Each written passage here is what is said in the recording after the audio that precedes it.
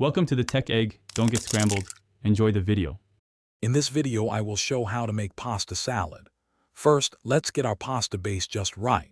Choose a fun, short pasta shape like rotini, fusilli, or pen. They hold dressing beautifully.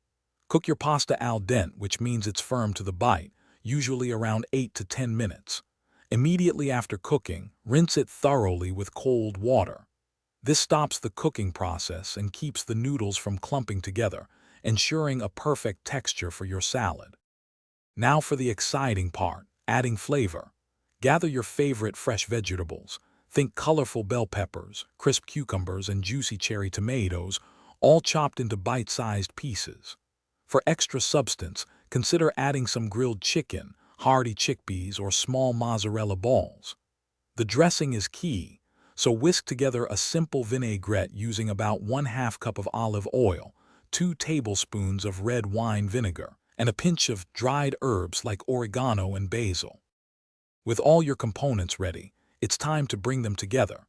In a large mixing bowl, gently combine your cooled pasta with all the vibrant chopped vegetables and any protein you've chosen.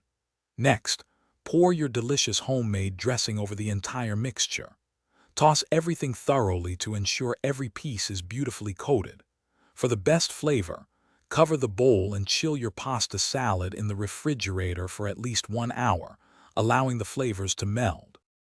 To elevate your pasta salad, here are a few pro tips. Always taste your salad before serving and adjust the seasonings. A little more salt, pepper, or a dash of your favorite herbs can make a big difference. For a burst of freshness, stir in some fresh parsley or dill right before you serve it. If you have any leftovers, store them in an airtight container in the refrigerator, where they'll stay delicious for up to 3 days. Enjoy your amazing homemade pasta salad. Thanks for watching. Consider subscribing if I helped unscramble your problems.